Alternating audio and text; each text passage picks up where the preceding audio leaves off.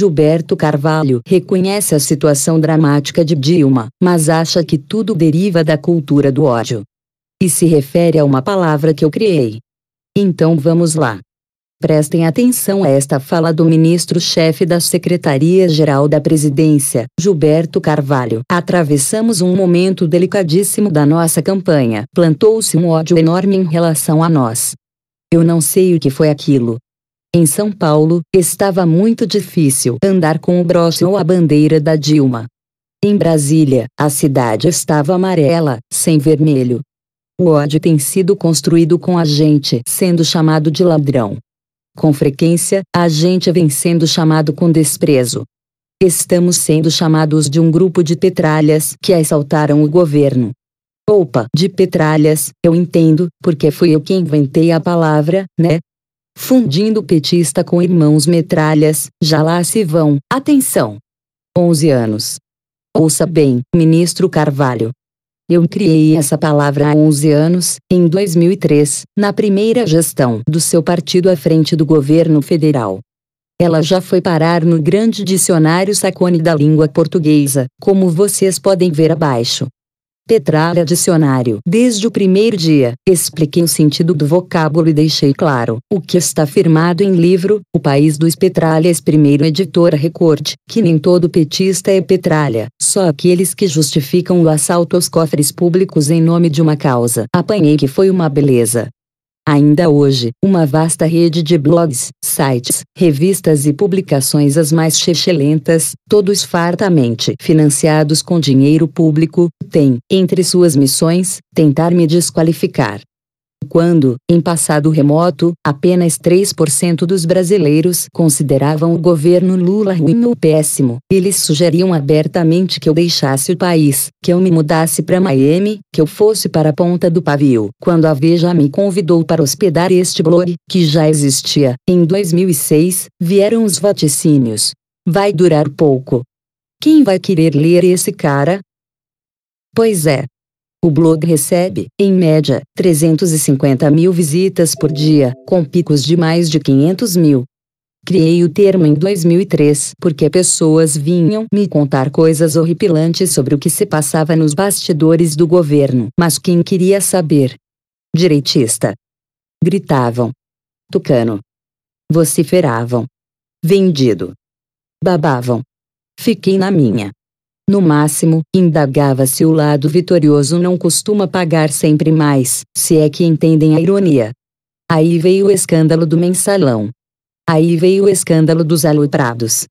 Aí veio a primeira leva de acusações sobre desmandos na Petrobras. Aí vieram as lambanças no DENIT assemelhados. Aí veio a compra da refinaria de Pasadena. Aí vieram Paulo Roberto Costa, Alberto e Youssef Cia. A que o Gil se refere Gilberto Carvalho. Eu criei a palavra petralha, mas eu não criei os petralhas. Tampouco os criou a população de São Paulo. A fala de Carvalho sugere que há uma repulsa artificial ao partido, não uma reação objetiva à forma como ele governa, que, ainda assim, conta com a aprovação de milhões, a estarem certas as pesquisas de opinião. Infelizmente, o ministro se dedica, mais uma vez, à demonização de pessoas. Em junho, Dilma ainda vence a eleição no primeiro turno. Alberto Cantalice, vice-presidente do PT, resolveu criar uma lista negra de 9 jornalistas, articulistas e comunicadores, encabeçada por mim. Os outros são Diogo Mainardi, Augusto Nunes, Arnaldo Jabor, Demétrio Magnoli, Guilherme Fiuza, Lobão, Danilo Gentili e Marcelo Madureira, que fariam mal ao Brasil. Não se ouviu um pio de protesto por aqui. Quem reagiu foi a Organização Internacional de Defesa da Liberdade de Imprensa. Jânio de Freitas, articulista da Folha, como sou, não criticou nem a lista nem o PT, mas a Repórteres Sem Fronteiras.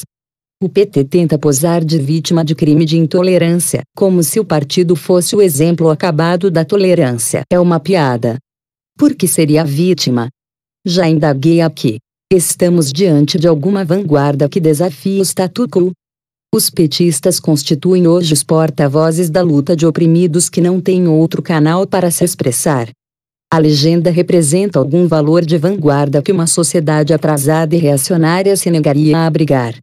Ora, ministro Gilberto Carvalho, dirijo, então, ao chefão petista as perguntas que fiz em minha coluna. Responda, ministro, por favor. É preciso assaltar os cofres públicos para conceder Bolsa Família. É preciso usar de forma escancaradamente ilegal os Correios para implementar o ProUni. É preciso transformar a gestão pública na casa da mãe Dilma, como Lula, o pai, já a chamou, para financiar o Minha Casa Minha Vida. Pouco importa o juízo que se faça sobre esses programas. A resposta, obviamente, é não. A matemática elementar nos diz que, com menos roubalheira, sobraria mais dinheiro para os pobres. A fala de Carvalho faz parte de uma ação coordenada do comando político do PT. O partido quer despertar o poder sempre forte e violento das falsas vítimas. Ódio, ministro Gilberto Carvalho, foi aquele destilado contra Marina Silva no horário eleitoral do seu partido, acusando-a, e o senhor sabe se tratar de uma mentira, de tentar retirar 1,3 trilhão da educação. Ódio, ministro Gilberto Carvalho, foi aquele destilado no programa contra Marina Silva, acusando-a de querer tirar a comida do prato dos brasileiros, e o senhor sabe se tratar de uma mentira, porque ela defendia a independência do Banco Central. E quem escreve aqui não é um admirador da líder da rede, como sabem todos. Ódio é a pregação terrorista que se vê hoje na TV, agora contra Aécio Neves e FHC, fraudando números, mentindo de forma descarada, massacrando a história, distorcendo os fatos.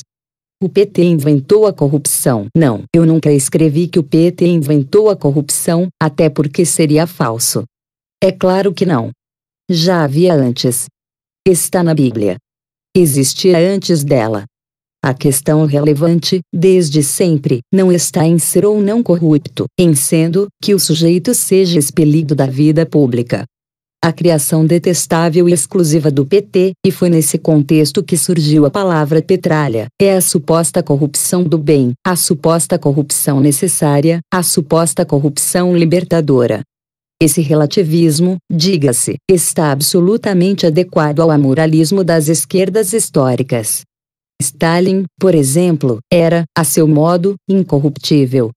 Ele só não se importava em matar inocentes, inclusive ex-camaradas de jornada, para consolidar o seu poder. Se parte considerável da população alimenta hoje um sentimento de repulsa em relação ao PT, isso não se deve às suas qualidades. Não conheço ninguém, e acho que ninguém conhece, que deixe de votar no partido por causa dos ditos programas sociais, que eu, no meu rigor, chamo de medidas compensatórias. Se eu fosse de esquerda, diria até que são contra-revolucionárias, como devem achar o PSOL, o PCO e o PSTU. Segundo a lógica perturbada das esquerdas, eles têm razão, não é mesmo? Se o PT expulsasse da legenda os condenados por corrupção ativa, entre outros crimes, em vez de chamá-los de heróis do povo brasileiro, talvez a reação da população fosse outra. E ainda lhe dou um conselho, senhor Carvalho. Não sei se sua candidata ganha ou perde a eleição. Como o senhor sabe, torço para que ela perca. Mas, caso vença, certamente seria por margem bem estreita, pense que será preciso governar depois. E chegar ao fim do mandato. Vocês perderam a mão e a leitura da realidade. Ah, sim, Carvalho estava em Pernambuco, num encontro com ditos movimentos sociais, que divulgaram em seguida um manifesto em favor de Dilma. Muitos dos signatários são grupamentos fartamente financiados com verbas federais. Carvalho ainda não percebeu que é crescente o número de pessoas que já não suportam esse procedimento. Justo ele, o encarregado de falar com a sociedade. É que Carvalho integra aquele grupo de homens que não entende que possa existir uma sociedade fora dos interesses do petismo. E as pessoas estão se opondo ao PT, senhor ministro, porque, de fato, não aguentam mais os petralhas. Sim, eu criei o termo, mas vocês criaram a espécie. Espalhem este artigo. Vamos fazer o debate. Por Reinaldo Azevedo.